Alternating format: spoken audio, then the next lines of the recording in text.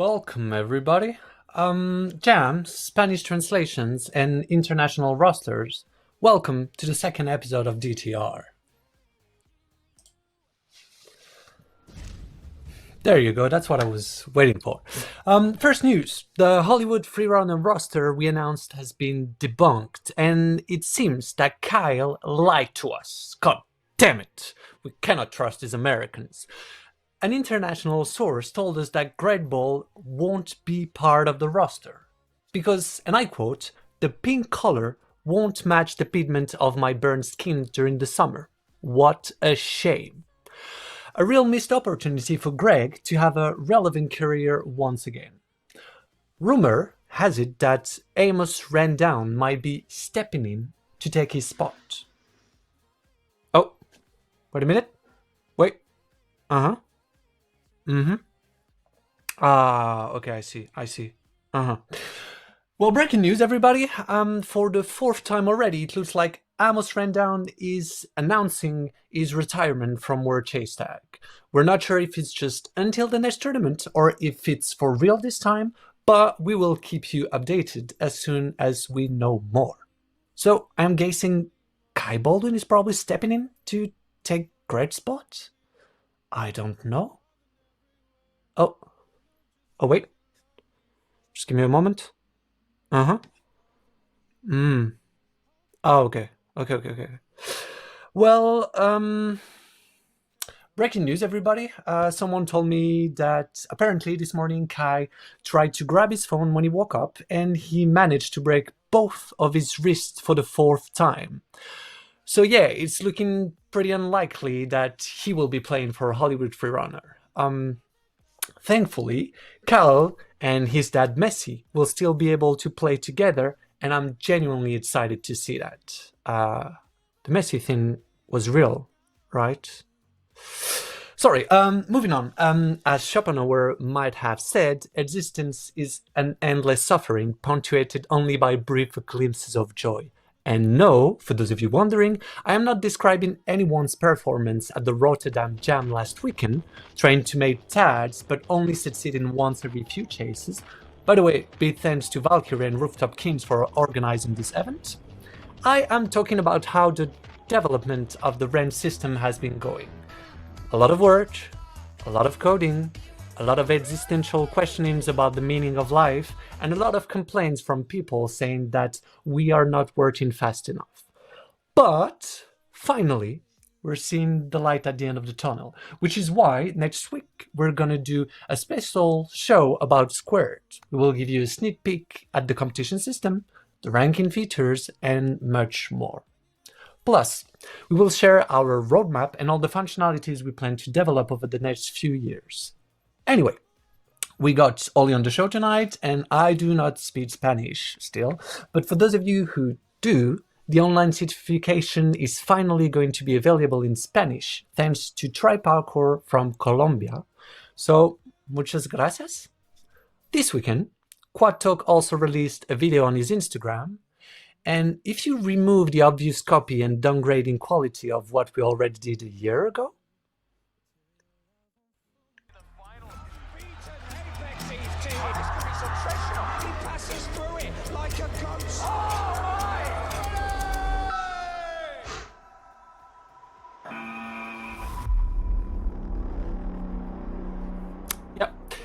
and the questionable fashion decisions.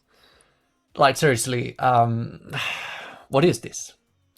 I'm still grateful for that, because it's one of the first time that someone from the community created something with all the people from all sides of the club, and I really respect that, so good job to Quad Talk.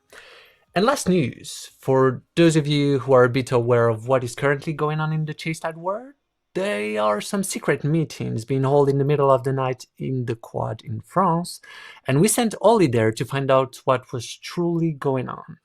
And she came back with a lot of revelations. We are thinking about doing a special show all about the dark secrets of Chase Tag. Let me know in the chat if you guys would love to see this, because we have a lot to uncover. So, Ollie, are you with us? Can you hear me? Yeah, I can hear you. Great. So you told us that they had some kind of rules to keep the club secret. Yes, they do. They have, in fact, 8 rules they need to respect. The first one being that we are not supposed to talk about the club. Oh, exciting. And what about the second one? Again, that we are not supposed to talk about the club. Okay. Cool, cool, cool. Did we just broke 2 rules of their club right now on the live stream? Yes, we just did live. Nice. Well, I guess that's all for today. Amazing. That was DTR, and see you next week or next month or year or whatever for Or another never. episode. Or never.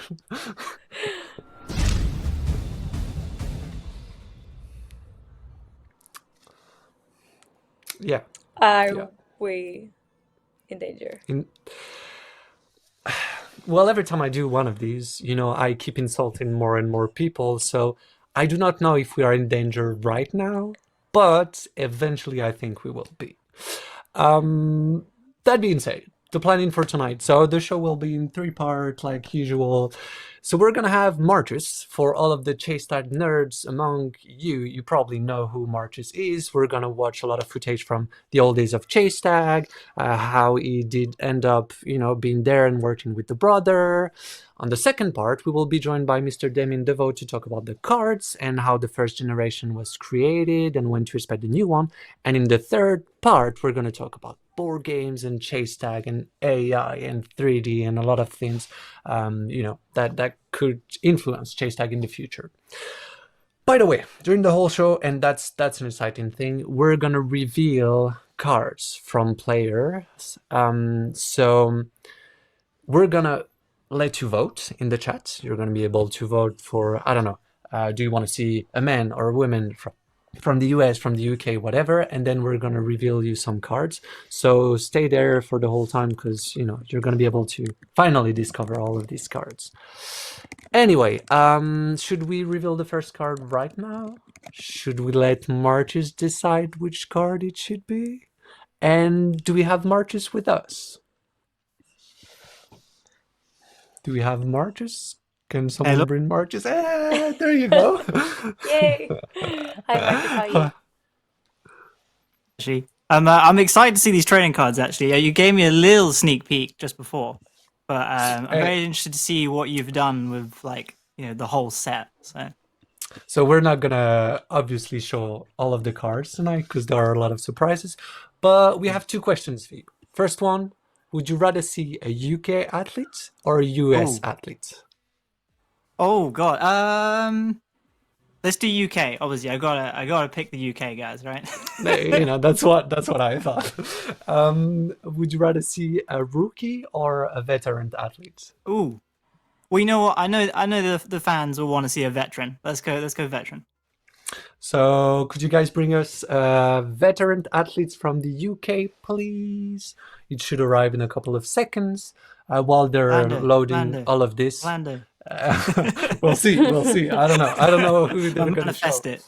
But yeah, Marcus is in the house. People are saying hi from the chat.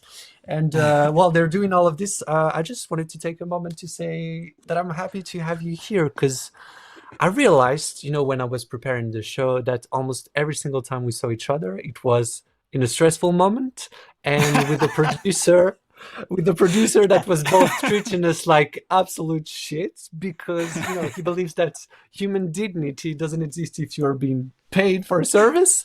So the best way I could phrase it, is we only saw each other during our escort lives from the past. So I'm Yeah. glad that we have time to chat in a much nicer environment.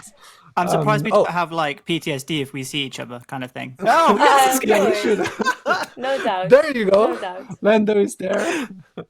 Well, I guess. Great. Okay, He seems so so focused even in the car. hey, look, He's given look, the smolder. That's what that is. He's planned that Yeah. look for a while. He's a... I don't know he's what to he's say, but yeah. he's here to win. Like you have no time to chill. Yeah. But Decisive, focused. So the first question that is actually quite tricky, because I wasn't sure how to describe everything you did for Chase Tag in the past. It's a lot So I of was random like, stuff. yeah. So how would you describe it? That's the first question. How would you introduce yourself for the people that might I not know mean, you? the problem is like the I guess the job role changed a lot throughout the history. So I guess at the start I was more of a producer role because I was like in charge of the live streams all the way up to Okay. WCT3. So I was like Okay. hiring the guys, like my team, which is basically all my mates, like I know from college and uni and stuff. We all kind of had like a little media team. Okay. And so we all did the live streams together. So I produced those. I came up with like, I'm sure we'll get into it, but I came up with like the camera layout and like all that sort of stuff. And I produced the live streams and make sure they went out at a good standard and whatnot. Um, and then I guess I transitioned more into like a video editor. So I was more, well, Okay. it's not just video editing. That's the thing. Like there's never been like one role. I do video editing and then I'd also help run the website, doing all sorts of stuff. So it's just Okay. whatever, like, cause Chase Tag's such a small team. It's Mm. like whatever needs doing. If you've got the skills, you kind of just You like can do it. go for it. Okay. So Okay. it's kind of been a bit of everything. So my main job, I guess, for a long time was just like video editing, live streams, that sort of stuff. I'd help with the TV shows with you, Thomas, and I'd obviously edit everything that's on the YouTube channel for basically for a very long time, many, many years. And So yeah. it's interesting because I did arrive a bit later in the Chase Tag world, and I feel like you've actually been the source of many things without being credited for all of this. For instance, the camera plan. I never Yeah. thought that you were the one who created all of this because when I did Oh, arrive, obviously yeah. the producer was like, this is what we need to do, etc. And now I'm like, oh, okay, that was Marcus. I didn't know that, so I'm learning. From I mean, you can kind of see it all the way back to WCT1. There's three cameras, so you have the main camera, which then obviously now is like a big fancy jib, but back then it was rinky dinky, just a guy on a tripod on a little box. And then there's two side cameras, so it's kind of, you can see where it all kind of comes from. And then WCT2 is where we guess leveled it up. What would that have been? 2016 probably. I was like going through my own history today, trying to remember what on earth happened. But yeah, I think it was probably like 2016 we came up with the actual camera layout. Like I sat down with Christian Damien and we kind of like on a piece of paper worked out like what it would be and why. And so I like the whole reason there's gimbals was because it was like the new technology back then. And I was like, this is Yeah. literally perfect for Chase Tag because basically when I first started filming, I wanted to make action movies. Okay. I really love So, action yeah. films. I'm like super into that sort of stuff. And so a lot of the reasons why the camera design is the way it is because I really like action movies, and it's like how I see it. If Chase Tag was a fight film, like how would you shoot Film it? it. And it's like, well, you kind of Yeah. want to follow the action, and you want to be close, and you want it on a wide angle lens, kind of like like more like Asian action movies where they're like longer one takes, but they'll follow the action on a wider lens and all that sort of stuff. So that's kind of, I guess, where it comes from. And so yeah, we So, picked gimbals because you can hold them handheld and you can run up and down and it looks sick. So, but yeah. that's so So interesting. you were gonna So say were you something? working? Yeah, no, I just wanted to ask you, have you been working in sports before working for Taste Tech, or was this like your first a point of contact with sports and your first opportunity to really show your creativity through the cameras with such fast movements? Yeah. So no, actually. So I obviously with the parkour, I was doing parkour a lot. So I'd make my own YouTube videos and stuff doing parkour. And then it was probably a lot of like the reason why I wanted to get more into sports was because of stuff like Stora's movies, like the Stora Thailand movie was just like Super Tramps was just mind blowing to me. But the first action movie, the first sports film I ever watched was a Red Bull movie called Trail Starts Here or something. It's like a downhill mountain biking movie, and I remember like watching Okay. it one night and just putting it on and just be like, "Holy shit! Like this is what I want to do. Like I want to film sports now." And then that was just kind of cemented because at the time, parkour was just putting out like these epic movies like Stora. There was also Team Yeah. Jestin back in the day for any big parkour Yep. nerds who remember Team Jestin. Like Yeah. I would watch those. And all of the like, storm and yeah. I'd watched all of those on repeat. And that's what made me want to get into sports. So I hadn't actually done anything to do with sports other than my own YouTube videos. Like at the time I was shooting some music videos and various other things for people, but I'd never done sports stuff, I guess. So, Okay. but it did lead into a big, long, I guess, career of doing other. So did you sports go videos. from university right away to Chase Tag, or did you work Yeah, I somewhere guess. else? Okay. Yeah, from uni. Yeah, it's quite funny actually. I'm sure we'll get into it, but the actual story of how it all like came together. But Well, I don't know if we have it here, but at some point we went into the Devo's house to film some interview for the online certification, and they had a couple of things to say about you. And so if we can have that's so nice. video, that would be nice. You see, me, Well, actually, I don't know what Chris, they're and gonna Orlando are the first ones that Yeah, sort of I was started gonna say, maybe things, but you there's wanna been hear. numerous people that have had a huge impact in the sport that a lot of people might not know about. One of the first people we met was Marcus Mead, and Christian met him just sort of by chance through a YouTube comment. But he's been really influential, filming stuff. He's been involved in loads of different ways. Growing the sport is a really difficult thing, and it's difficult to get the momentum going and stuff, and we both made a lot of sacrifices. Christian gave up a really good job to start doing this. I sold my flat to invest in the first few events. And I think we always knew that it could be a really big sport and it could be very entertaining to watch. So that's why we thought, yeah, I think this is worth pursuing. It was Marcus that introduced us to his friend Kieran. Kieran is sort of one of those guys that knows all about technology and this can fit in with that and blah, blah, blah. And after like the third event we did with him, Kieran called us into the room. We had a pre-event meeting and Kieran said, look, I press this button and it counts down and it's got the timer. So yeah, a lot of story. A YouTube comment. What happened? Were you just? And the lighting thing turned out to be really important for us because back in the day, there was basically how everything I guess came together was back in the day. There was a video on Origin Parkour's YouTube channel where they're just playing tag in a gym, in their gym in America, and there's no rules. They're just running around like playing essentially. Like they'd play like the floor is lava, and then they'd play like team tag and just like messing around. And I remember watching it, and I was like, this is really cool. Like this is actually really fun to watch because they're doing parkour moves. It's really high intensity. It's fun. And so I left a comment on that video being like, man, this would make a really cool sport. Which then I think Christian must have seen, and he must have gone on my channel because I don't know why else he'd really reply. And at the time, I was making YouTube videos on like where all the parkour spots are in London, because for me, when I moved to London, I wanted to be able to train at all these spots, and it was like trying to play GeoGuessr, like looking at Storm Freerun's videos, trying to work out like where's IMAX, like where's voxel walls, like it was awful. So I was like, well, I'll make some videos like trying to show people where to go since I know how to make videos, and so Oh my gosh, they have some old footage of you. Oh great! Oh no. Man, these are probably like 8-10 years old now. So I would probably mute it because there's probably copyright music on that. But, that's all right. That's all right. Oh yeah, fair enough. But 10 years ago. Oh my gosh. So yeah, so we were. He wanted to meet up, and so because he replied to me being like, "Oh, that's what we want to do. We want to make a sport." And this is before even Chase Tag had a name. It was just called Chart Tag It. I think there was a YouTube account. And so we messaged through YouTube to meet up in Piccadilly Circus, which to most people would probably, make you feel like you're going to get kidnapped or something. I don't know, but I met up with Christian.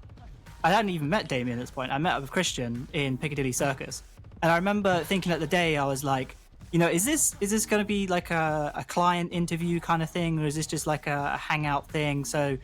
And I decided on the side of just like going in parkour kit because I was like, maybe he's just a parkour athlete. It's on a parkour video, whatever. I'll just turn up in parkour outfit. And then I meet Christian in Piccadilly Circus, and he's in this full suit. Like I don't think anybody's probably seen Christian in a suit for a few years now, but he's in a full suit. You for did what? the no, you know, the US at some point during the US Championship, yeah, like yeah, the WCT5, he did the announcer, and so that's Oh yeah, probably of the course, only of time I course. saw Yeah, him of with the course. suit. But anyway, But for me now, it's hard to think of Christian in a suit because usually he's like, this is his job. He's usually in some chase tag kind of outfit or whatever. So it was really funny to like meet up, and I was like, oh god, I'm so underdressed. Like, what am I doing?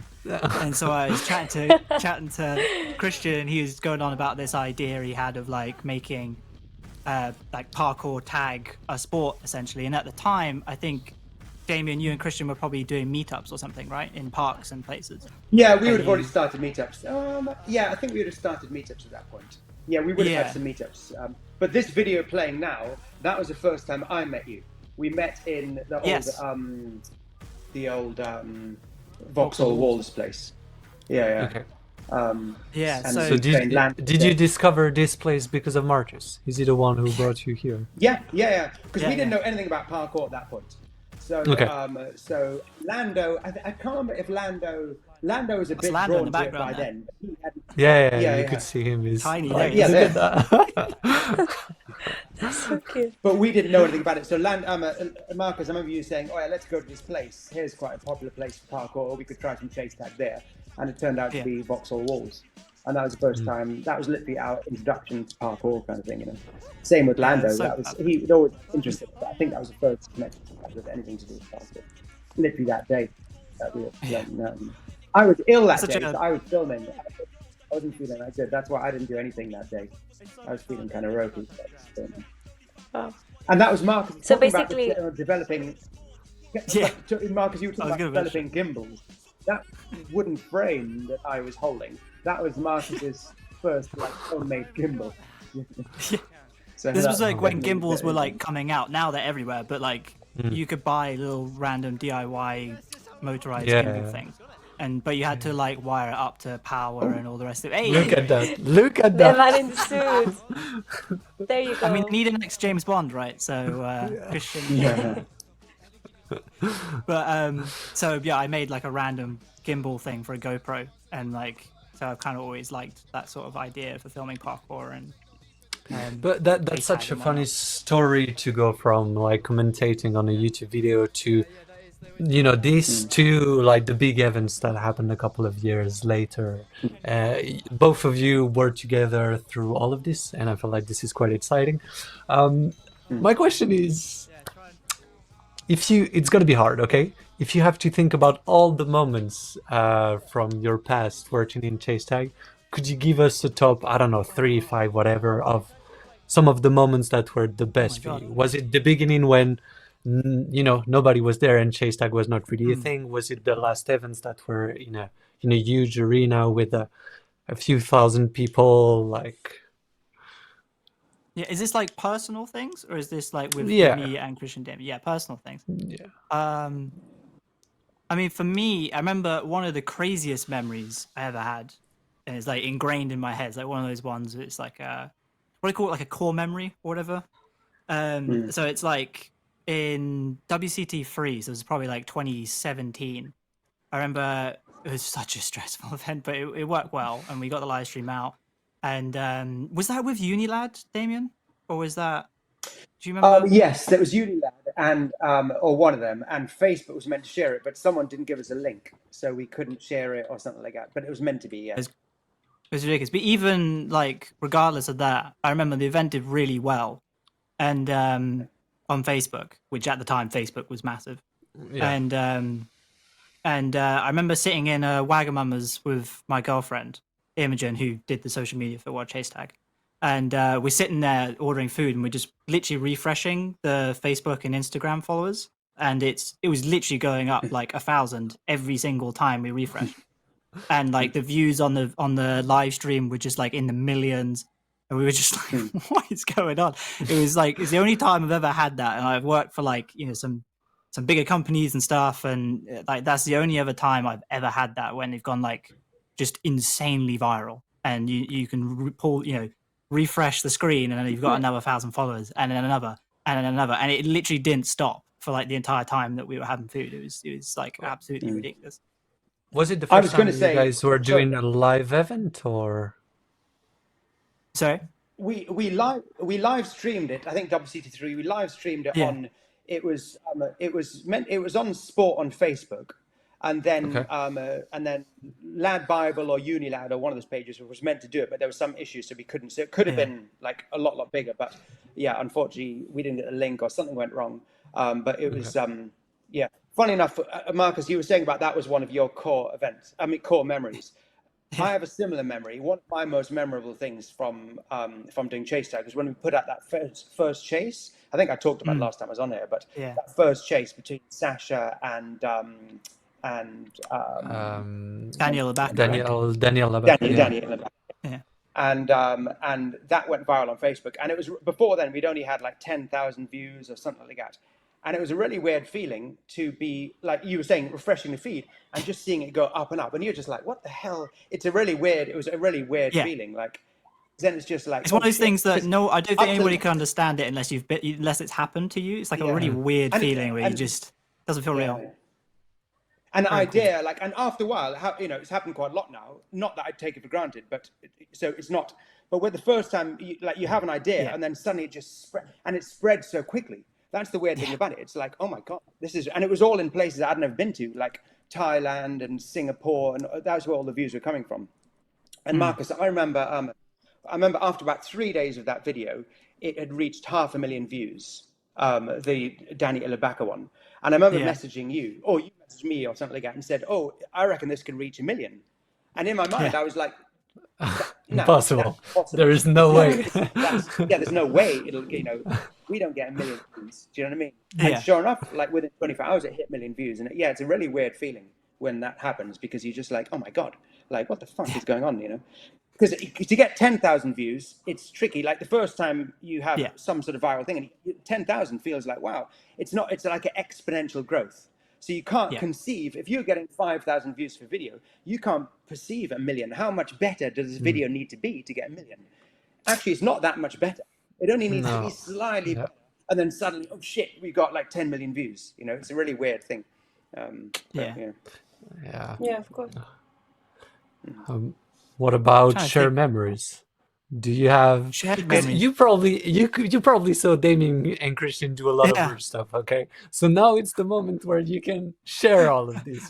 All of the weird things they do, all of the whatever funny things they do. That's your moment, and then we can question Damien about, is it true or not? What happened? Give us some explanations. I'm trying to think. Because it's like, we always went through so many years, and it was always the most stressful moments, those events. Like Thomas says, it's always really stressful events. And I find my memory of events is very cloudy. Like they're so stressful and there's so much going on. My actual memory of the events is cloudy. One memory I have, Marcus, which is really strong, which you're involved in, is the night before the Stora Chase Off. Remember we said we got everyone round to Christian's house and we said, okay, let's do a rough live stream. We thought, let's just rehearse everything. We'll go through all the details. We'll rehearse everything. We'll try out the live stream, and that's that, And we'll try and go live and we'll test all the equipment. We all got together. This is the night before the event. First event ever. We hadn't done anything like this from before. We had all the equipment there and we couldn't get anything to work. Like nothing worked. And we were meant to be working out the order of things and how things were going to go and intros and the running order and all this kind of stuff. We didn't even come close to talking about that. I remember there was a stage when I was just thinking, we are fucked. Yeah, I know that feeling. Yeah, every event. But then I realized every event, even the one in Every. I remember when we were rehearsing, and this was like before the doors were about to open, and they were saying, let's rehearse a DTR or a sudden death. And we hadn't even had a chance to rehearse just the normal chase cycle. And I remember Mike was saying, let's do DTR, let's do sudden death or something. And I was saying, no, let's do chase cycle. And there was all big arguments, and we hadn't even rehearsed anything. And they said, like, doors open in 5 minutes. We have to stop rehearsal in 5 minutes. And I remember again thinking, we're fucked. This is going to be fucking terrible. And then somehow, it's one of those weird things that so many times I've just thought, this is going to be absolutely terrible. And somehow it works out. I don't know how. It is really. That's when you're like pushing the envelope enough, right? Like you're pushing tech, skill, everything to like the absolute breaking point, and then suddenly, just because everybody's good enough, it all kind of like comes together at the last minute and everybody makes it work. But it's I'm gonna interrupt you quickly. So they were talking about like voting in the chat for the next card. Maybe Damien, you could also decide. So the question was, I don't know if we can display it again. It was team card or solo athlete, I think. Ooh. Which one would we like to see? I reckon team card. We saw a solo athlete before. Let's do a team card. Okay, a team card. Do we have another question? Any team card? Europe or Asia? Yeah. Let's do Asia. I don't know. Asia. Marcus. yeah, sounds great. We only got The two Asia Asian teams, like so their jerseys look really good, so the cards could probably look really Yeah, nice, yeah. like with the red and the yellow and So- everything. They're probably loading the cards right now, so it should arrive soon. But yeah, every event is extremely stressful, and I know that feeling for so many reasons. For WCT7, what's his name? Mark Turok was using a page that we never use, that is triggering the buzzer and stuff like that. And so we didn't use that specific It's page on for your a very little long stream time. deck that you have. the Yeah. buzzers and things. Yeah. And so the problem is now everything is connected. The app we have is connected with the beach screens and stuff. And so if one thing crashes, it's like the whole system crashes. And maybe something like 10 or half an hour before the live, he was pressing that button again and again, and the program was crashing again and again. And I was like, I don't know, hundreds of people are going to comment that thing is not working. Hey, there you go. Alex, Parkour Man is there. That There was we great. go. Amazing. So Logan is my guy since last week. He was there with us. He said that France was probably the strongest region, so I like him very much. But anyway, the I think program maybe was he said crashing, that and so you liked him. maybe he was just trying to get me or whatever. But the program was crashing Smart over move. and over again, and it was like so stressful. And a couple of minutes before the beginning of the event, I just added like one condition: if that happened, don't do anything. And then we started. Nothing was working, and then we started, and I was like, on the first chase, my stress level was so high. I was like, maybe he's gonna press that button, and nothing is going to happen. And I was so worried. And then the first chase starts, and everything works fine. And I was like, oh my gosh, tonight I'm going to sleep so peacefully. Yeah, events are quite stressful. Yeah. But yeah, I remember. I remember so many times. Go on. No, I was gonna say, I just like remember back so in many- talking about Okay. graphics, like the delay, WCT1, talking about the graphics. Like back at WCT1, there was no graphics package. Like Thomas, you hadn't come along. Like Kieran hadn't come along. So I literally had to make some kind of like graphics thing. I can't even remember how I made it, but like very much, I'm in uni, so I've just started learning how to do live streaming and everything. So it was like this most janky like scoreboard thing, but I had to make something work for the various rules, and it did actually work. I seem to remember it worked okay for the event, but it worked off like an Excel sheet or something. You had to fill it in and then submit it. And Oh, it would, yeah, like, yeah. I remember. If you go back on So like, guys, go for it. Sorry. Sorry, I was just gonna ask, is that the last? When was the last event that you guys were together for this? Because all of the memories that you're talking is like you were all there, even though like online. But where were you in person? The three of you guys together solving an event like that. I mean, literally- WCT6. Yeah. Yeah, every WCT6, single- yeah. yeah. Is that one? But I don't think there was nothing we did all together. We were all involved in different No. stuff Yeah. now. So I don't think That's there's true. one bit that we were all involved at the same time. Because we'd be in charge of That's different true. things I was or in the- whatever. So I was by the quad most of the time. Marcus, you were Yeah. in a room to the Dark side that I room went somewhere. to quite a lot. And then Thomas, you were in some room that I only went to once, way down some Yeah. corridor. With I- all the of the only time I went nerds in where because nobody someone was comes. panicking. I Yeah. got some message. Thomas has to get a piece of paper. I was like, give this to Thomas. And it was 2 minutes before the event. I think it was on the final day. And I remember just sprinting down the hall saying, Thomas, this is for you. And then I don't know what it was. Then I had to go back. That was the only time I went in that room. So that was the only time I saw you, I think. Hey, there you go. Not the best moments, I'm guessing. no, Hot it's funny Toki's though there. because I always thought like is it always like stressful at live events? Is it always because we're all trying to just make this happen. It's a new sport. You've got loads of different things going on. Like you make a graphics package. You've got like a developing sport. Things are going to go wrong. And then I ended up working for like the FA, like the England football team. and they wanted to do like a live event, and that's why they hired me, because of Chase Tag doing live stuff. And I remember sitting there doing like the Lions Den, which was like a live stream during the World Cup, and they were going to interview all the athletes and whatever. And they hired someone in, and like it was the same. It was like people running around trying to make things happen, like making sure like connections were okay like 5 minutes before, and you're like, so it's not. That's not reassuring, though. I think people just don't talk about it. I think that's all it is. And the more, I feel like the more events you do, the more comfortable you are with that level of stress. Yeah, And so and you you're try good at to managing bring solutions. Yeah. Yeah. Like exactly. You're good at Kieran that managing was problems. mentioned earlier, he's so good at preparing everything and everything that can happen badly. And he has some backup solutions for everything. No, Shay, you didn't miss the cards. I mean, you did miss a couple of cards, but we're going to keep releasing more cards. We showed Parkourman and Orlando, but we're going to talk about the cards right now. If I'm correct, we're going to go But on let a me think short about break. Let me say one thing about the events, though. Sorry, Thomas, to interrupt. Now we're on the subject. One thing I really envy about like football or rugby or whatever it is that each half is 45 minutes, and they just blow the whistle and you play 45 minutes. You switch cameras every now and again, and people talk. We have a change of state every 20 seconds. Something changes, then another 20 seconds, something changes, then this guy says this, then that happens here, we change camera angles here. It's a really talking complicated... about that, like to the point where like you remember when you hired a guy from the NFL, they brought in a guy from the NFL who did all the vision mixing, who'd like tell the vision mix, okay, cut to camera 1, cut to camera 2, super professional guy. But because Chase Tag is so fast, that traditional system just doesn't work. Like you don't have time to be like, okay, cut to camera 1, and then he presses the button to go to camera 1. Because by the time that person's pressed camera 1, the person's already the other side of the quad. So it's like you can't actually use the traditional systems that they would do. So.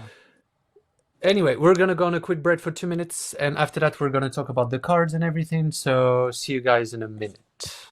Awesome.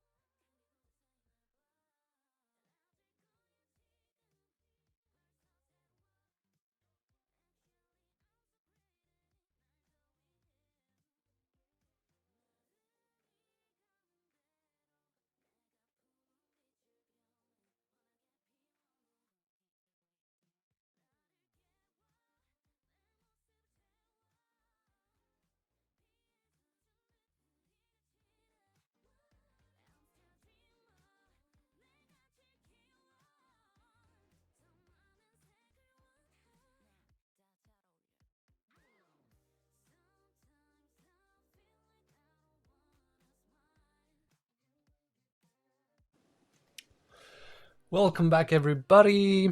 Tonight we're here with Marcus and Damien DeVoe to talk about many things, the cards, Chase Tag in general, etc. So yeah, I'm glad all of you guys are here.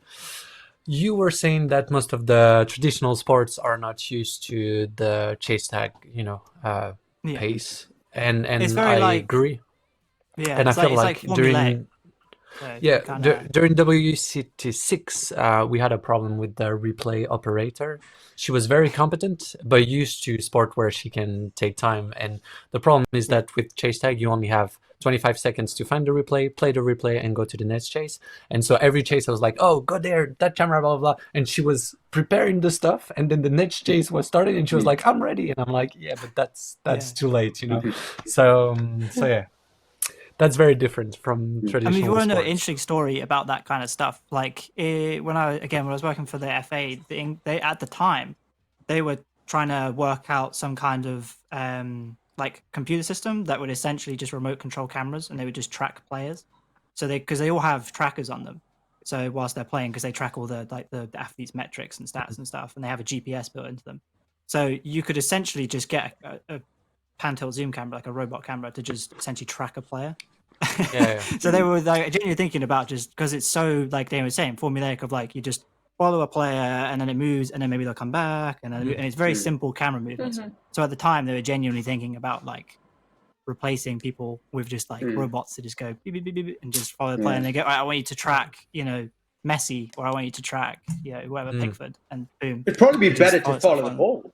Football. Yeah, Just follow the potentially, ball. yeah.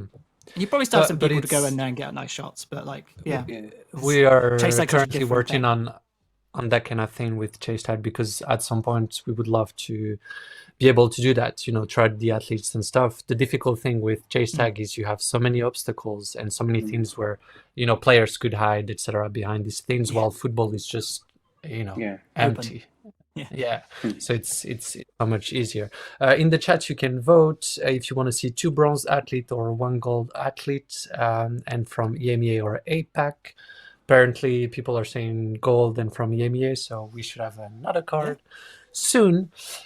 Talking about the cards, so it's not the first generation of cards. It's the second one. The first one was, made by you guys. Who had the idea? Who I love brought up Shay. the idea? Yeah. That was all Marcus. Sorry, on the chat you can see. I have this So, permanently above my desk now. So, Oh, the 2 that's cards. so That's cool. Funny cute. enough, when we got the first trading cards in, they came in a big old box, and I took the first pack out and I opened it, and the first 2 cards were like the 2 rarest Okay, cards to good. get. So, Wow, shit. That's so I was great. like, cool, cool. well, they're going in a frame. Like, That's a good day. yeah, exactly. Okay, so then Hold it down can you here. tell us a bit about then how was the process of creating the cards? Who created them? How did everything come together? Like, how did all of this happen? That was all Yeah, Marcus. so- It's all Marcus. Yeah. Mhm. Yeah, Really? talk about like you were saying at the start, like I just have the most random jobs at Chase Tag. It's just- Yeah, Marcus. whatever you want to do is like you got an idea, cool. Well, can you do it? Okay, cool. Let's do it. So So one day, Again, you for a woke up large and you were sport- like, okay, let's do cards. well, And, you know. kinda. So again, because at the start, Chase Tag obviously is not what it is now. Like, I wasn't working full time, so I was working part time, or I was working full time somewhere else, and so I think I was probably doing. Hey, that looks great. That looks nice. Evelyn, yeah, she did amazingly well. I Yeah. think for a new one, like she was brand new players and she killed it. So yeah, very Yeah, good she job. really did. She really impressed. I think like a lot of people when she came on the quad. 'Cause Yeah. I don't think we'd seen much of her before that competition, right? And then she came up. I and think it was, to be honest, I'm quite sure it was her first time, at least on an official competition. It was her first time, Yeah. and I'm That's like, crazy. I wasn't expecting much, and I felt like her and Tiana, you had a couple of players that were coming out of nowhere and just killed it. But anyway, I mean, for your coming first back time to the to get a cards. tag rate of 100%, I always feel like is a really good thing. Like, Yeah. because there's so much nerves. I don't think that's what people understand. Is like, Mm. even just when you're not actually in an event, just like being on the starter plate with all the lights staring at you, and you can see like where all the people are going to be. You kind of get this weird intimidation, and I can't imagine what it would be like to compete. So she's coming from the rugby world, if I'm correct, and I heard that she Oh, right. trained, quite at a high level. So I am guessing Interesting. she's used to the pressure and all of this. Is but that yeah, because she it doesn't she killed it. Elizabeth from Valkyrie also? Maybe I feel like she's Yeah. played rugby a bunch as well. Yeah, that's Okay. interesting. Okay, I didn't know. Yeah, I but think so. I could be Valkyries- wrong on that, but I remember chatting to her about it. And she, I mean, maybe yeah, that's I'm where sure maybe that's where she met Evelyn. I don't Yeah, know. potentially. I do not know. But coming back to what Ollie was asking you about the cards, etc., like, how did it come together? Now we've been interrupted by the production. I know how it feels, but yeah. So again, I was part-time Chase Tag. I think at this time, I might be wrong, or whatever. But I basically I worked a lot in football, and with football, you do one of the fun YouTube formats was to like get players to react to their FIFA cards, their FIFA Ultimate Team cards. So in FIFA, each athlete gets a card, and you can make your own essentially fantasy league of team. And but they basically just have like very arbitrary numbers on them, and you get an arbitrary overall number, like a 89 or a 90 or whatever, right? And so it was a fun format to like show the players because they haven't seen them before, and you sort of reveal their card to them, and they go, "What? I'm a 70. What are you on about? I'm way better. I'm a 90 or whatever." And then the other friend, the other player will like banter with them and be like, "Oh no, I bet this guy's gonna be this and that." Like it's a good, nice sort of format. And I was like, thinking with Chase Tag, I was like, you know, I like trading cards, I like Pokemon and everything, and I was like, it'd be so cool to have your own trading cards. Imagine it being like an athlete or whatever. And it's also a thing of like building up fandom for teams and things. Like I always thought it'd be really cool if you could have a trading card and you could bring it to an event and you can go up to your favorite athlete, you know, and they can sign it and all that sort of stuff. Same you have with like baseball and whatever. Like, you know, that's quite a big thing with some of these sports. And so I thought that'd be really cool to do with Chase Tag. And so, because when you talk about Pokemon, it's like you can actually play with these cards. Yes, so when you were creating the Chase Tag cards, were you thinking about having some kind of game, or was it just for collection? It was just for those cards. I could talk about other stuff. Yeah, I know you could talk about games later. I can talk about other stuff. But okay. So it wasn't anything to do with a game at the time. It was mainly based off of like, again, FIFA cards or baseball cards was the main thing. Because and that's why I was always really adamant, even though I'm sure Damien, it caused so many headaches with that main overall score that the players have. But I was always adamant about that so much, so many times. And I'm sure, like, even for yourself, Thomas, it's like it's actually a really hard thing to work out. Like, what score would you give somebody? Should it be double digits? Should it be triple digits? Should it just be a single digit? Like, can it be point whatever? Or like, just how do you even work that out? Like, it's really difficult. But because of that fact, and again, just like with the FIFA cards, having an arbitrary number lets you have a discussion about that number. And so I kind of always wanted that to happen. So then people, like athletes might be like, oh, same with FIFA thing. Like, oh, I'm a 70? No way, I was an 80 this year. And then that gets the fans talking about like, oh, no, I feel like he was a 70 or this person was an 80 or she was, you know, she should be like this. Maybe they can even predict what they're going to be like based on their performance and blah, blah, blah. So I always kind of wanted that out of it, basically. It wasn't necessarily about the trading card. It was more about like trying to get more like engagement in the sport and try and get people to talk about like Chase Tag, I guess. I'm quite sure that's why for this generation of cards, they actually thought about doing like gold, silver. I don't remember diamond and all of this. Is that it's more large, so you don't have to think about a precise number and put all of the players in the same. You can put like many players in the same categories. Apparently you already had that on the old cards, so nothing here. But did you guys include what have you gone up to? Have you gone from bronze to gold, or is there like platinum? Or I think it's bronze, silver, gold, and only a couple of players, but they're very rare. They have the diamond. Cool. Yeah, but it's only for like the MVPs or of the event, etc. There is the previous titles for, like here we can see, is it Sparrow or Night of Flight? I would say it's probably Night of Flight. And yeah, all the data you already have. Yeah, and they look really cool. I'm really like, it's like a really nice like evolution of the card. I feel like it's like a nicer, cleaner version of what I could come up with in Photoshop and Illustrator and whatnot. So it's it looks really slick. So I had a very tricky question now, because for those that know the Chase Tag cards, there is a whole meme about the Fang situation. So first of all, what happened? And then second question, should we carry that tradition to the next generations of cards? Should we keep Fang as Fang, or should we name him Frank? I don't know. Interesting. So first off, I'm dyslexic, so spelling's not my strong suit. Like being able to like read thing like and be really precise. Like I can read something 5 times and I think it's right, and then I'll read it the next day and realize there was a spelling mistake there or something. So it's trying to get me being the only one in charge of all the spelling stuff was funny. But I mean, that's what actually, funny enough, is actually what Damien's really good at. So that's why I feel like we've always worked quite well together. Damien's like got eyes of like a hawk. Like he'll notice any little thing, any little spelling mistake, any little. Fernando so many times. I would check it, and I would try and get rid of the thing. Then Fernando immediately would be like, "No, that there's a spelling mistake here," and it would just be like, "What the hell?" Because it's so, again, with a video, there's so many things to check. There's so many graphics coming up, and we've had times when we've had people's social media handles on there, the name of the event, there's so many graphics and numbers and all this kind of stuff. So it is a really tricky thing to check things, And the Frank thing came about because I think there was 2 instances. One of them was a trading card, and then there was some other thing where we made a mistake. Maybe it was on the graphic to a video or something like that. So it happened twice in quite close succession. And we were just like, okay, well, it's So Frank is in the chat saying that first of all he forgives you, Marcus. So that's all good. That's very kind.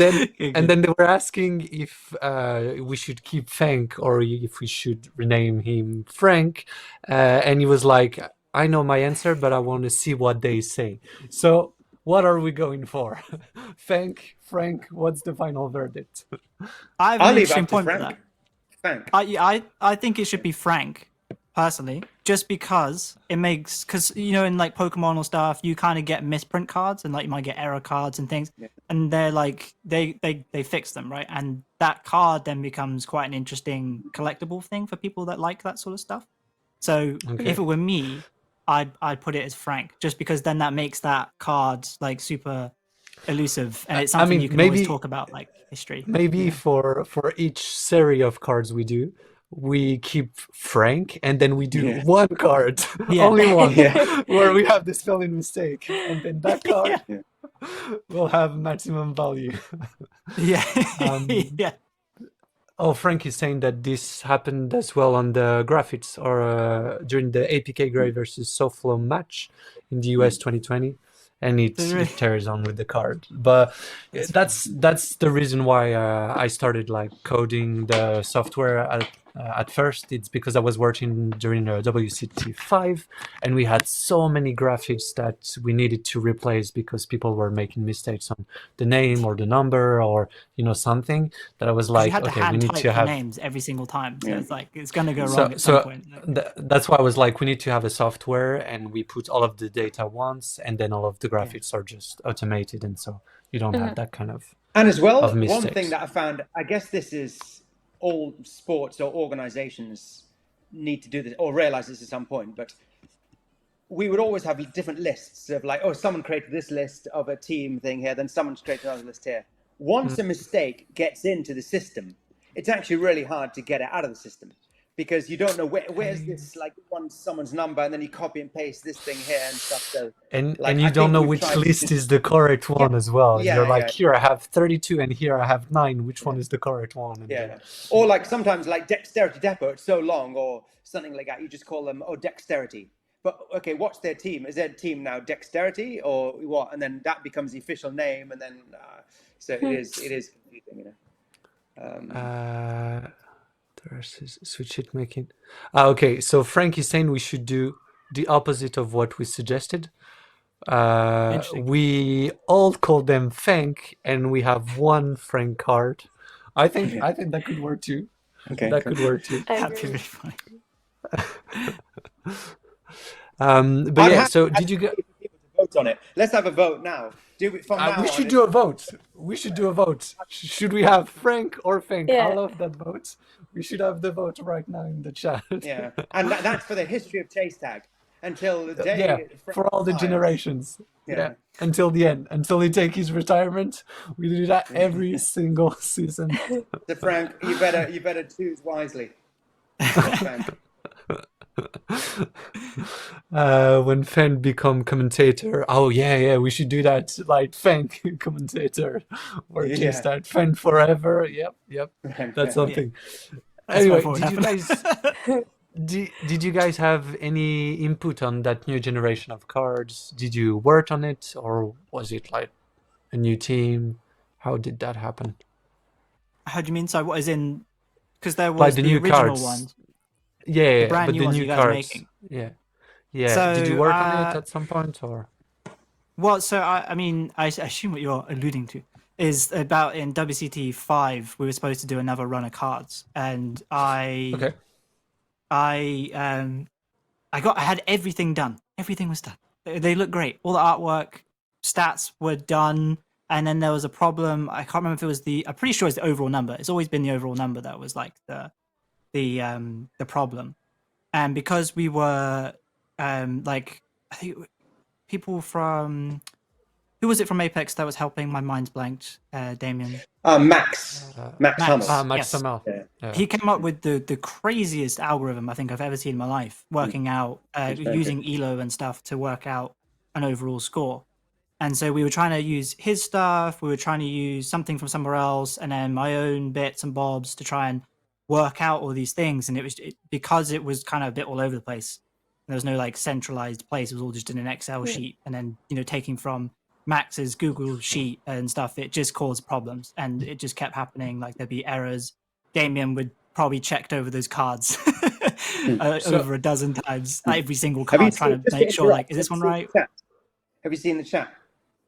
Fans Yeah. on the piece and otherwise. So that's it. Yeah, Yeah. that's what Frank is saying. So there you go. We should do that. So To be honest, I didn't know all the about cards that. done. Really? Okay, so Did you? you're That's funny. telling me that you have a whole generation of card that is ready and was never Yeah. released.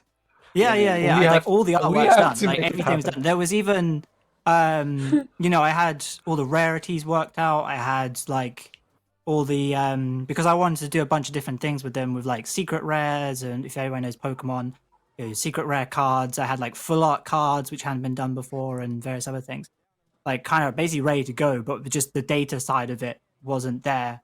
And again, with Chase Tag, we're always trying to push move probably further forward. than we can actually reach. And we didn't actually have a proper database of stats at this point, because Thomas, you probably, I don't think maybe you were there at this point, but you weren't in the role that you were doing but now, at least. No.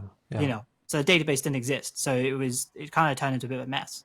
And I'm sure Damien's got them on a hard drive somewhere. What the There hell you is go. Hey, I love Fortune Harvey. Messi. Jesus. I love That's That's great. what we should go for. But yeah, no. So if you have all of this ready at some point for Christmas or something, we need to make that happen. Yeah. We need to release these cards. Yeah. People want to see these cards. I didn't know. Exactly. Okay. So Trent, there was supposed to be another release of them, and it just didn't quite get over the finish line, I guess. And then come around the next cycle, WCT6 Worlds, and you guys are working on the next generation, which is these ones. And obviously we had a chat a while ago, Thomas and Loic and Damien. We all had a chat about like what we were trying to do for WCT5 so that you guys can do it now. And obviously I don't know exactly all the plans that you guys have got, but I I don't know either. uploaded everything to. But I asked think me for what- some. They asked me for stats and data. I created that, and then I was like, "That's not my word." So I'm Cool. not and working Loic- on the cards. Loic So. got templates similar to your design. I think he worked off your original design. right, And then okay. tweaked things, made it a bit simpler and stuff. But Yeah. the good thing about the squared software is that all the data's there. So it can Yeah. it just needs to be processed and sent the whole way through. We've changed a couple things. This was Loic's idea. I don't know if you could bring up a card, but I'll show you like one thing that I think most of the data is the same, but the only thing that's changed is we've now changed the number of played as a chaser Vader. Oh, yeah. We include the whole number of that team. So Okay. it's, Oh, right. it's not Frank did 32 chases, it's that the team did 30 chases, and that was how involved he was as a team member. The whole team did 32. He did 5 of those chases and got 100% tag rate. That's good. So, Okay.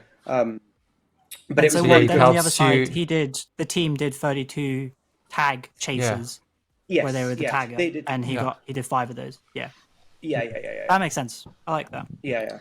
But the good thing is with the squared software, it's all there. So it's just a question of just processing it. I don't know what it entails, but Loic, I guess Loic and Thomas, you both figured out a way to get it all out there. So it's just, again, Marcus, what we'd always talked about from before, remember having a database where it can all just transfer across. I think that's what the squared thing has done very well. So it's, Yeah. I mean, if the thing- before, if Go on, if there's a demand for it, maybe we could release some limited edition like WCT5 cards. Do you know what I mean? Yeah. Like we're going to print a whole lot of cards now, so maybe we should think about printing a couple packs of WCT5 cards. Do you know what I mean? Yeah. Okay, so for those of you who wants to know how many cards we have and all of that, I'm quite sure we have some kind of graphic showing all of the data for all the cards. It's lovely. So that's the number of cards we have. 125 athletes. I'm super excited to see the holographic cards because obviously on the, like the Photoshop files, you don't really see like all of the glitter and etc. So I'm really curious to see this. 8 rare holographic full art cards. These look super nice, and 2 super rare cards. So yeah, for the people that want to have the cards, Damien, what do they have to do?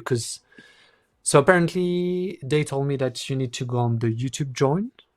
We're going to put up a link in YouTube join. Hopefully very shortly we'll put up a link in YouTube join, which will give people on YouTube join a chance to pre-order the cards. Okay. So yeah. We're going to do that shortly, and we'll let people know when that's available. But it'll start off there when you can pre-order the cards, yeah. And so when you pre-order the cards, can you pre-order, I don't know, as many cards as you want? As many. Is it a limited they're sold in number? packs of 10. They're sold in packs of 10, and we'll have some sort of reduced rate if you have multiple packs and stuff like that. But it'll be sold in packs of 10. Pre-order them, and then the link will be live shortly on YouTube Join. Awesome. And are they sent everywhere in Europe? Yeah, we sent all around the world. All around the world. Okay. Yeah. But then there's no excuse not to have some. No. There you go. She knows how to sell things. Yeah, no. I was thinking like I should get some for myself, no? Yeah. So Frank is asking, will there be sets available for purchase, or is it only like boosters? We or I don't know probably won't be doing the full sets again. But we'll have definitely a discount for multiple packs. Okay, yeah, I like sense. I like the randomness of, when you have a full set, you don't have the surprise of, which card will I get. Oh, that's nice. So that's the design. Those look great. Package. Is that the packaging then? I'm guessing. That looks nice. That looks nice. I don't know how so maybe at some point, that looks really good. Maybe at some point, I do not know. I'm the wrong person to ask, but maybe at some point we should do an evening where we just buy, I don't know, 20 of them, 50 of them, 100 of them, stream. And just Like back in the day, because I live with Greg Ball, 3-time world champion Greg Ball, and so when we did the, I can confirm. You were saying at the start that he's not competing because he's sunburnt. He is actually already sunburnt. So just so you know. Oh my gosh! See, there you go. So it's not fictional. That's true. Only he went on holiday and instantly was sunburnt. So. That's too easy. I mean, he's British, so yeah. That's what I'm expecting from you guys. But when we launched the trading cards initially, I got Greg on a stream, and because we had the entire stash of of trading cards here because they all got delivered to our flat. So we had this giant. Well, tell them the story about that, Marcus. Oh yeah, but just to finish off, we did a pack opening live stream, and that was super fun because again, you get to essentially reveal all the cards then and there, and people can predict what they're going to get and blah blah blah. And it was really fun. So if you guys have the time, you should do that as like a launch thing. That'd be really fun. We're gonna invite you again, and then we're gonna do I open a package, and then you open a package, and then Damien open a package. Yeah, that'd be it. But at the end, talking about Damien wants me to talk about a story with the trading cards. So when we were first doing them, so essentially we're working because all trading cards are basically they're all printed in China. That's where they all come from. They have just crazy warehouses where that's literally all they do is just print out trading cards. So we went there to like the proper suppliers who do things for all the big trading card companies, and so I'm communicating with this person, being like, I want this, I want them like ordered in this specific way, and I said to them, it must be randomized. Like the cards must be randomized. And to anybody that obviously speaks English, that's like, cards are random, right? Yeah, mixed. So you get whatever you get, apart from the fact that there would always be 1 to 2 shinies in the back of the card, like holographic. That was my thing, sense. and they must be at the back of the pack. And so we get the trading cards. I'm super excited. I'm like, yeah, can't wait. gonna open one up just to check. I'm so excited. I got Greg, I got Imogen there. We're opening the first one up, and it's in order. All the cards are in order. And I was like, oh like my you have all the players god. from a team, and then Yeah. So in team order, so they're just all the same team, and then the next, and then I was like, okay, maybe that's just one pack, right? I'll open another one, I mean, and it's a different team, and it's just in consensual order, like all the way through. And I was just like, Yeah. oh my god! And So we there's got this 10,000 box, cards. There's thousands and thousands of cards, all packaged up, Thousands of them. sealed, foil envelopes. so wait, what did you do? Did you open all of the package to manually? Yeah. So I was like, well, we're releasing this in like a couple weeks. There's not much time. I think it must be like a couple weeks. I was like, we don't necessarily have time to go and reprint them. So obviously, I instantly emailed them and was like, okay, you've obviously not done this correctly, like. But I was like, well, we need something now. So I essentially, Imogen and I, on our kitchen table, opened up probably like 10,000 cards, all, and just stacked them all up in order. Opened up all the cards. We had a guillotine, so you could cut the top, like just the top, and so they'd open up nice and cleanly. So we took them all out. And if you're in the Pokemon world, this obviously would be like very naughty, but we did do this honestly. And so we took all the cards out, and then we had to basically just shuffle them completely, like 10,000 cards, and then put them back in the packs with the order that we wanted. So obviously random cards and then 2 shinies in the back. And then we had to use I can't remember, hair straighteners or something. Yeah, hair straighteners. Yeah. Manually sealing thousands of packs of cards to get them work. And gosh. so they were obviously all randomized cards. I want to make that very clear. They were very random. We weren't like taking out the good cards and just stashing. Just want to make it very clear. But we had to do that, and we sat there for hours, if not a whole day or so, just cutting, shuffling, sealing packs to get them ready for the stream. And so if you still got packs, you can probably tell the difference, because I'm trying to see if I can get one of my packs up here. So like, But if Marcus, you've got I like think it was the really OG ones. I think you were there for days, because I went up there Probably. one day to see you while you were doing it, and you had all really? the things out on the thing. You had the things there. You were showing me how you did it, and I think it was days, because I wouldn't have gone up there on the day you were doing it. Do you know what I mean? It was. I remember just thinking, this is a fucking nightmare. Do you know what I mean? Yeah, it was crazy. And I felt really sorry. And, for you, because, No, it's just saying that basically, if you would know if you had one of the resealed ones, because the top bit basically just doesn't have this like all flipped, doesn't have the little hole in it, like it's just sliced at the top. Okay. So if you have those, you have one that was hand packed by the World Chase Tag team. Oh my gosh! And See, then- that's all the love. It's crazy. That's the extra value, the extra mile. Yeah. That's where it's Exactly. like, And so I contacted the manufacturer. I was like, I asked for randomized, like that's what I asked for. And they were like, it took ages because of the translation, and they basically eventually told me, well, if you wanted randomized, what you should have asked for was special random placement. That was the specific word. It's ingrained in my head now. That specific phrasing. You should have asked for specific random placement. And I was specialized random placement. And I was like, but that's not randomized. Like randomized means randomized. And so we went back and forth for like days, just like, well, you need to reprint me some, because in the English dictionary, randomized means randomized. And so eventually they did, and so we got a brand new shipment of cards, and that's like anyone that obviously has, like I was saying, with the has the actual pop on it. That's the actual reshipment, the proper ones. But that was I think everything we've tried to do with Chase Tag, where we're like really trying to do something new and push the envelope and stuff, has always had like things you need to overcome, and because there's always something you don't think about. And that was like that one thing for that. So the team is quite small as well, so it makes things quite difficult. Hey, there you go, Carl Soderman. Hey, oh, it's great. Oh, and he's got both of his like Night of Fight awards. That's great, like the Duke of Dodge and everything, Bounty. So you can see the C for team captain in, if I'm correct. So you're gonna have a normal card for captain and also a holographic version for each captain card. If I'm saying something wrong, just correct me in the chat. But Carl Soderman was there a couple of weeks ago. We did go back We watched his whole career, and Stefan is a legend of the sport. Earlier, you were so when I asked you the question about like making a game where you can play it, you can play with the cards. I heard that you were also working on some kind of board game at some point, and I was super curious about it. Like, can we see it? Did people try? Oh god. What else? To be fair, actually, I have a YouTube video. It's unlisted. It was like a tutorial of how to play it. Okay. I could send you it. Let me show you. But basically, yeah, like everybody had always asked, like the first question was always like, because Pokemon and everything, it's like, oh, can we play a game with these trading cards?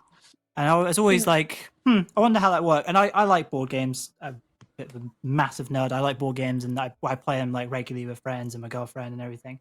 So I was really into board games, and like I was like, maybe I could make something. And so I just like threw around some ideas and like basically took concepts from various games that like I like to play. So the main two were for the idea of it was Pokemon and a game called Star Wars Imperial Assault, which like is a like great game.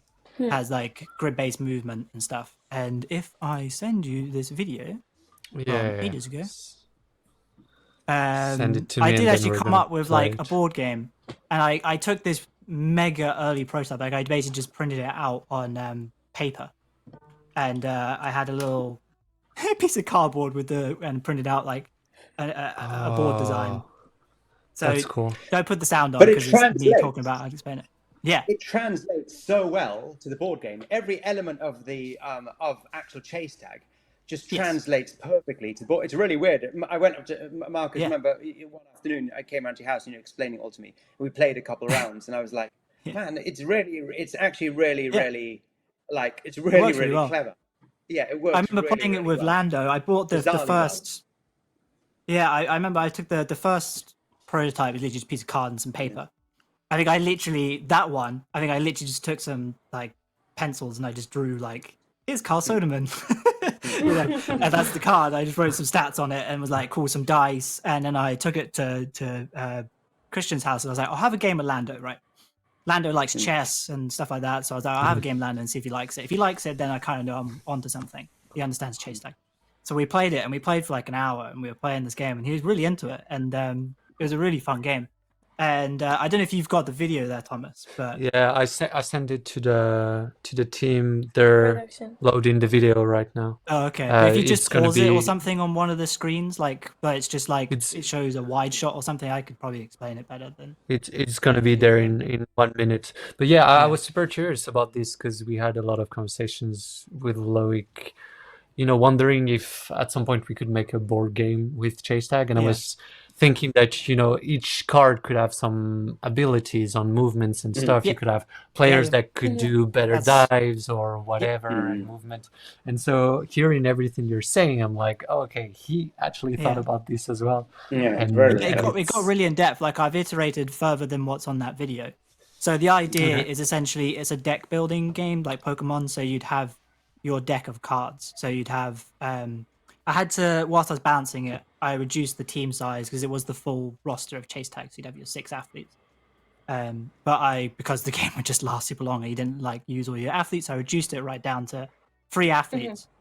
And then once the things I thought it would probably be more visually useful, but you'd have in your deck, you'd have your cards, like your athletes, and also like various cards you could play during a chase that could like either help you or like screw over the opponent or have like effects on the quad. So like you could I don't know, add +1 EQ to the loading bay or whatever because your athlete's really good at the loading bay, that sort of thing. But maybe you have to roll a certain number or whatever to get it. So you also need to throw dice involved. Okay. Yeah, so it's basically a board, a deck of cards, and then some dice. So you the athletes were split up into different types of athlete. So you'd have a speed athlete. I'm trying to remember off the top of my head. You have a speed athlete, a jump athlete, a probably like a air athlete, and there was one other one. It was like tag or something. Was it a threading athlete or something? Yeah, I there can't you go. remember. To go through obstacles. Oh yeah, or here you something go. like that? Yeah, so if you just That's keep it the on that, video. basically you can see the quad in the middle of that Wow. red board. Mm. So the idea is that it's split up into a 12 by 12 grid, because if you know chase tag, the quad is 12 meters by 12 meters. And I was like, Yeah. and I was playing it, and it weirdly works. Like Damien Yeah. was saying, like the actual rules of chase tag translate well into a board game. So those are two board games I was Oh, basing so off of, that's okay. the Yeah. inspiration. And so yeah, each square is essentially a meter in chase tag, and you do 10 chases each. It's like alternating turns. So I move, then you move.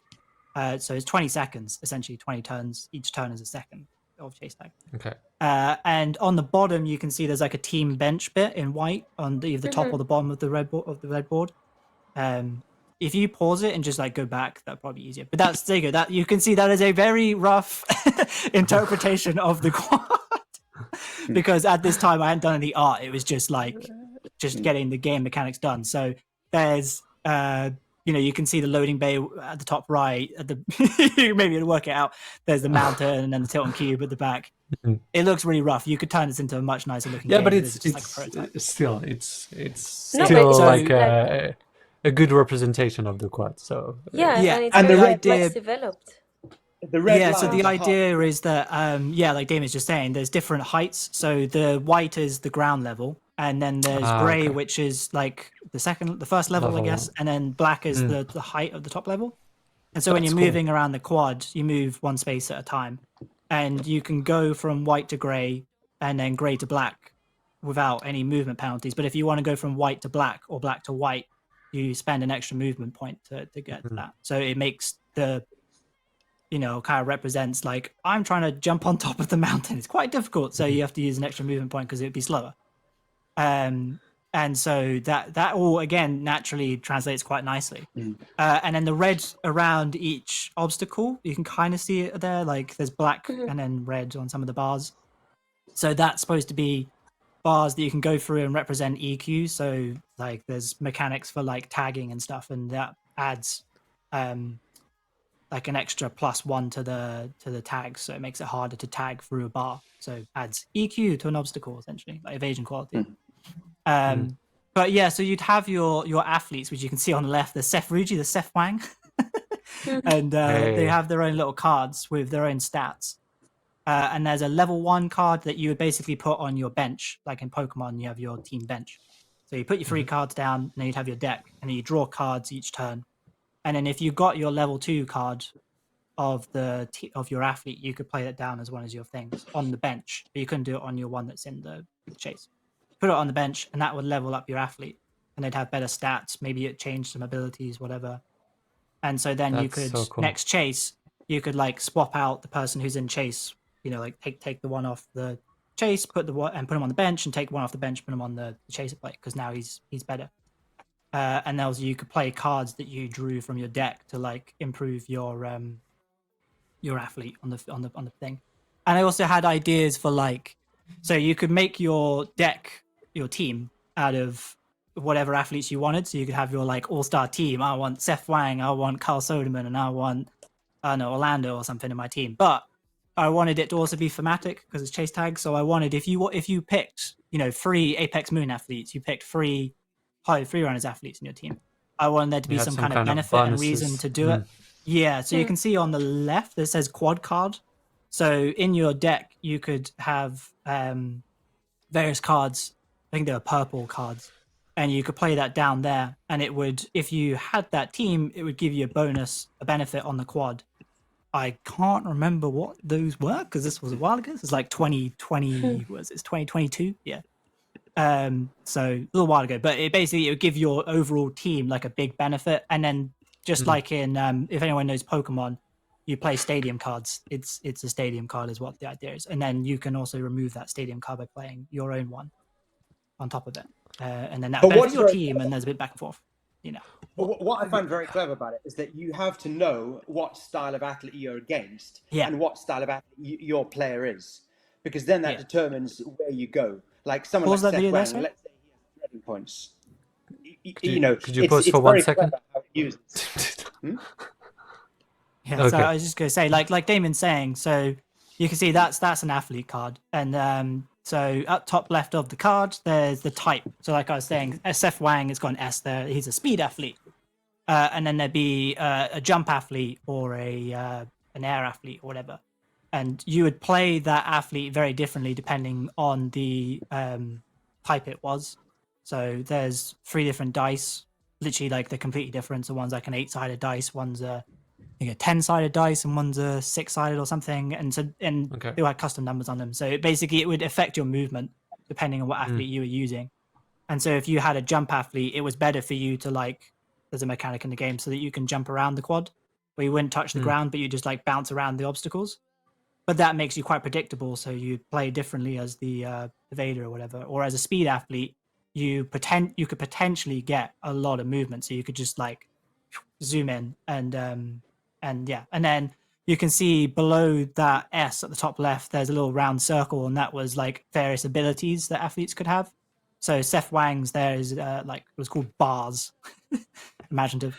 But essentially, when you were next to those red bars on the quad, you could use that ability, and so how to explain? So you roll your dice, and whatever roll you got was your movement points. So that's why the dice were really important. So you roll and you get a 4 movement, right?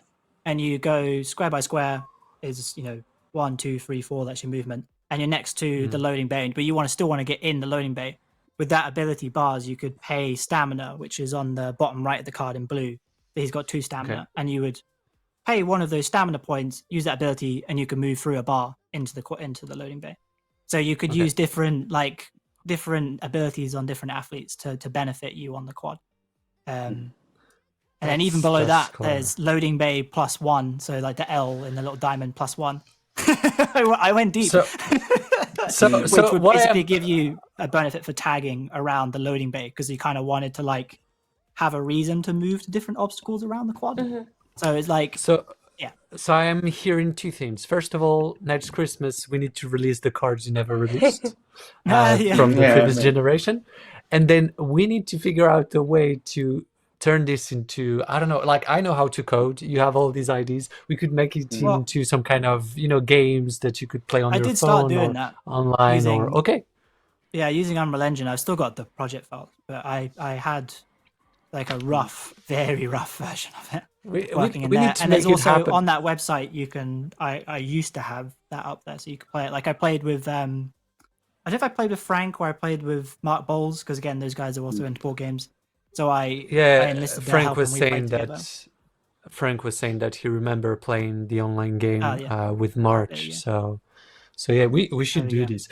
And there is another thing that I wanted to do, because with all the ranking system, etc., we are building.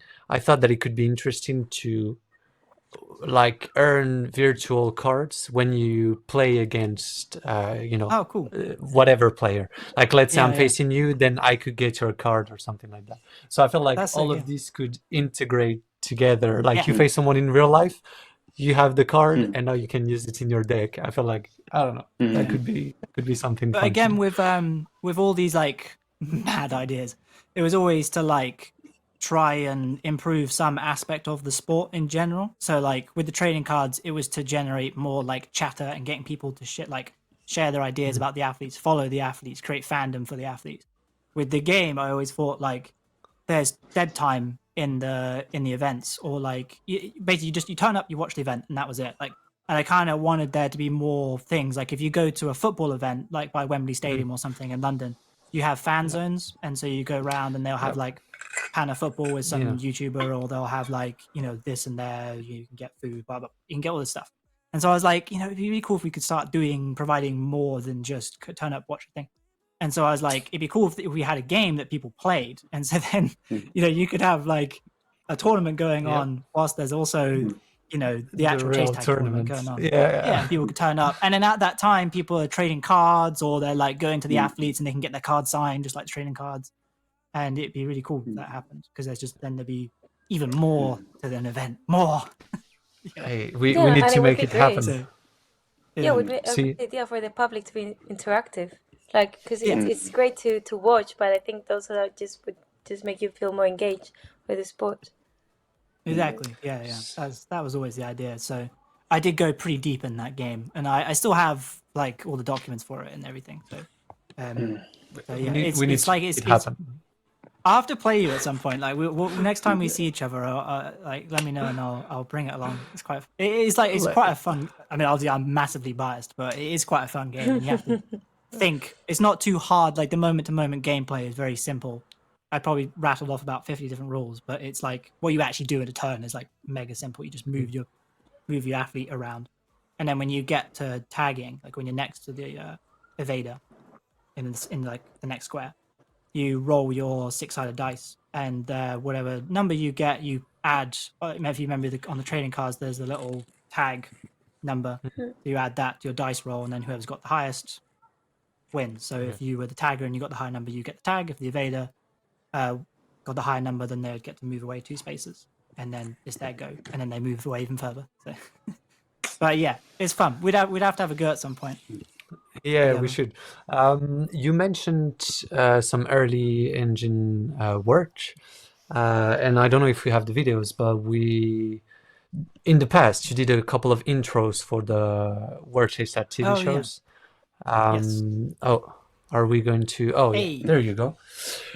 I was wondering, are you the one that came up with that idea? Are you still doing 3D? Like, would you like to do more stuff with Chase Tag in 3D in the future?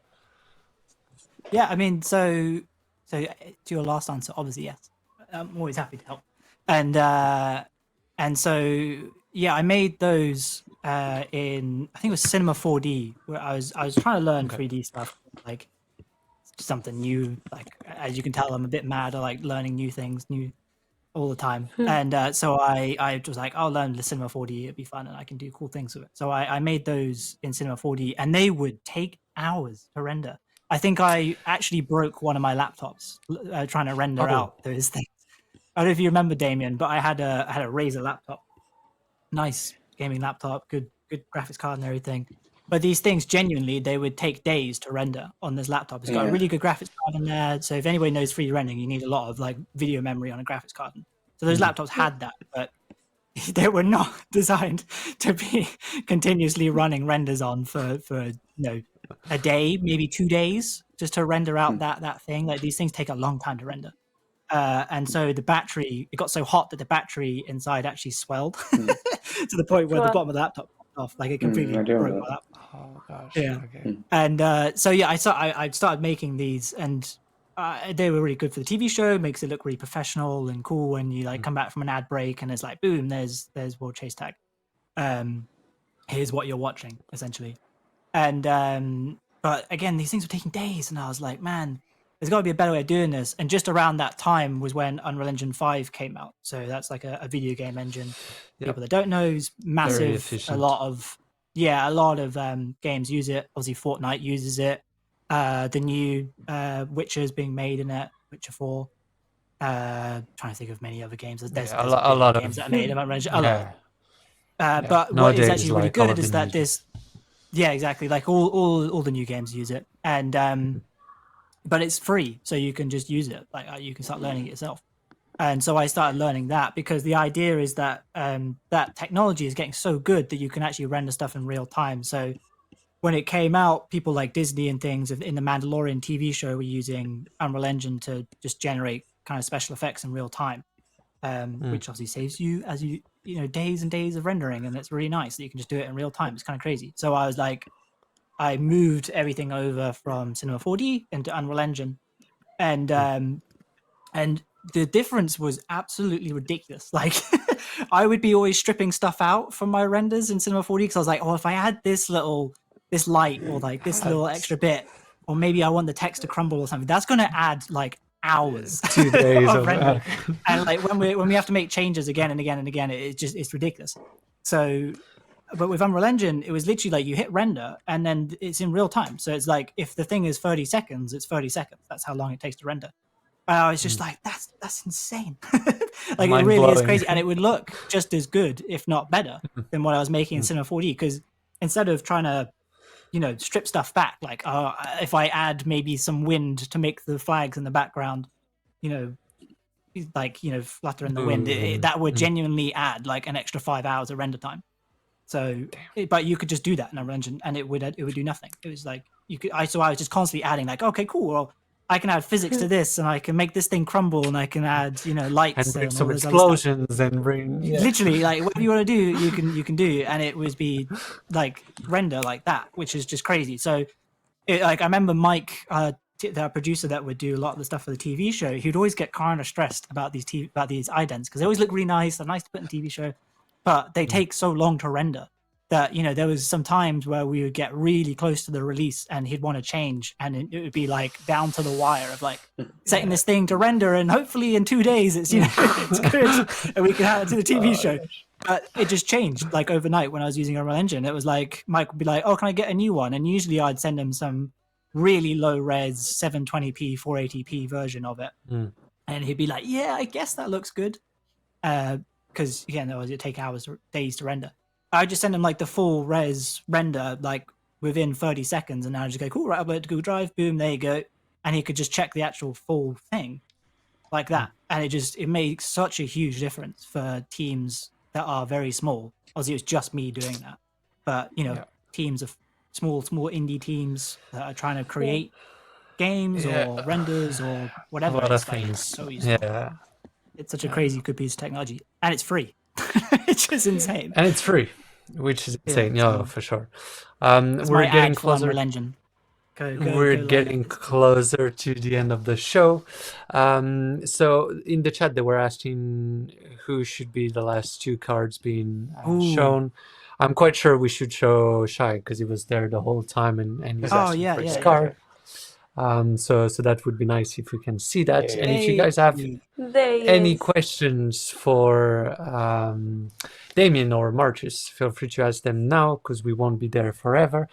I was surprised, I'm not gonna lie, Shai, you killed it during words. And what surprised me is the way the meta kind of changed. Because a couple of years ago, everybody was sliding, and then everybody got used to this, and people, kind of changed the way they were playing so they weren't being tagged by slides. So in my head, I was like, okay, slides, they're over, it's the end. And at words, Shai was coming sliding everywhere, and he kept making like tags and tags and tags, and I was like, how is it working? It's not supposed to work anymore. Like, I don't get it. But yeah, I was quite surprised. And he did good. But that was one of the things I haven't had a chance to say to Shay, but like, he was one of the most improved athletes at WCT6, I reckon. I haven't really had a chance to say anything, but he played so well, like, and so many of his chases are just so sort of entertaining and stuff, and he was involved in some really good chases, I found. I just wanted to agree. They did beat Eugen. I'm just leaving that here, because for years, I heard Eugen being like, "Yeah, we teach everything to Fata Morgana. We're so much better." Blah blah blah. And then you lose. When they did, yeah, they did. It's surprising when the students are doing better than the teacher. I'm like, But anyway, so bad for Richard after WCT6 because he was like, "This is our time." Like he told me, he's like, I really wanted Eugen to do well because there's been so many competitions where they come second or they get knocked out or whatever, and they're just not quite good enough. But any regional event or national event, they absolutely destroy, and even if it's got top teams in it, they do really well. They've beaten Fata Morgana several times in those sort of competitions. I was like, man, you can do it. You can win this time. And then obviously, they didn't quite do as well as they wanted. I remember the look on Richard's face afterwards. He just looked so and it's like, so I really hope Eugen at one point it'll be their time and they'll do Britain proud and they'll win. We'll see. And I think a lot of it is down to them not having a quad, obviously. Yeah. Or the English not having quad in England. But not really an update on that. We have loads of conversations, but at the moment in the UK, there are a few conversations that could lead to something good. So cool. I can't say too much for now, but there are a few different conversations we're having, which could mean that we have a quad here. If we go to the UK to organize an event, we should also do a booster opening session to reveal the card before the event or after the event. I don't know, and then maybe play some of your board game. we do everything at once. But yeah, hopefully you guys are going to be able to, find a space for a quad at some point and organize more competitions in the UK, because that would be nice for the UK scene. It's sure, just that especially London is Sports made here, extremely damn it. expensive. Like, we need a quad. I mean, But classic. UK, it's literally, it's not without trying. It's like so many people have tried to get a quad in UK. It's just, and gotten to various stages of success, but it's UK land ownership and stuff. Is a very small country, so it's very expensive. But it makes it really hard to do it. Especially Or around where we insurance. are. Yeah, or insurance or whatever comes up, and that makes it difficult. So, whereas in France, like you guys have tons of quads, and it seems mega easy to get them. So, like, That's so I don't true. get it. Not far. we're trying hard, to provide more quads. So Yeah. and more quads are incoming in France. That's true. No We way. can't tell you much more about this, but more quads are coming. So maybe we can do one last card. They were asking for dexterity, if I'm correct, and then maybe it's gonna be all for tonight. Just so seeing in the chat, either it says 5 dexterity. projects underway. That's crazy for quads. Yeah. 5 more. Damn. Fair enough. They're saying either dexterity or Chimeo card. Which one should we Ooh. see? We haven't done a French team, right? So we done don't think American so. because we did Frank. So maybe Kimia. Yeah, that's true. You can do Chimeo. French. Do we have the Chimeo card somewhere? Let's see. That would be nice. Kimio's jersey and Kimio's vaults were really nice for that event. They're some of my favorite. Yeah, they were looking cool, especially. I feel like on the I don't know how to call that, not the previews, but the mock-ups you do for the jerseys. The color was Okay. slightly different on the Chimeo one, Yeah. and the color on the mock-up was like perfect. It was so nice. Okay. Hey, There you go, the yeah, Kimio yeah, team. yeah, that's really cool. Is that gold? Yeah. It's like the yellowy gold that they've got on their logo and stuff, and or is it on Yeah. the Kimio Yeah. vault as Yeah, well? yeah. It looks so right. nice, like with that blue. Mm. Looks really cool. That was nice. So are a they very platinum? underrated team. I just see think a they're little no. Is platinum is logo? it diamond? Maybe it's diamond. I'm Or guessing diamond, maybe sorry. the two. I say platinum because that's what I was thinking of back in the day. Yeah. Diamond, sorry, diamond. But that's probably the case for Hollywood and Chimeo, I'm guessing. Cool. If someone can tell me in the chat, because these are the two teams that reach finals. So what's the that's what I is would that the assume. rule for who gets diamond then? Is that the finalists or is it MVPs I don't or? know. Okay. I don't know. I'm not entirely Yeah, sure. Lurk knows, I don't you want to pop say in the chat or something wrong. but- Oh, so in Diamond there are Hollywood Freerunners, Chimeo, and Nano. So 2 teams in open divisions and 1 team in women division, because they only have 6 teams. Yeah. Obviously. But yeah. Very cool. Well, gentlemen, it was nice having you there, and also Ollie. Not Thank that you're not you. a gentleman, but Gentlewoman. it's always nice to have you there. And hopefully in the future we're gonna be able to And the play that cats game. are That could so be nice. cute. Once a week. Yeah. We plug our Yeah. keyboards and controllers, and we just Game. play the chase type video game at some point. That would be nice. Creating the whole team and have some kind of esports running. That could be nice. And so gold, silver, bronze, or diamond for team is based on how far they went in the competition, and for athletes it's based on their stats compared to the average player. So Interesting. That's how they did it. Yeah, because that's obviously that's slightly different, like of how I did it for the first run. So that's kind of interesting change that you guys have made for the new ones. Quite cool. Pre-orders opening sometime next week, and the link will be shared on the YouTube join page, and the orders will come a little bit later. I don't know when, maybe a few weeks later, a month, I don't know. But yeah, we will let you know when that happens. That was all for today. Thank you again, and do you want to conclude, Ollie? No, I was just gonna say thank you, and thank you guys for all the information and everything that you've shown us. Like, honestly, there's so much hard work behind that it's just it's really impressive to see. We're it's only a team of passionate people, and everybody's doing their best. So yeah, next week, same time, same place, and we will see you guys in the future. Sweet. Have a lovely Cheers. evening. Perfect. Bye. Bye. Bye bye. Yeah. See you guys.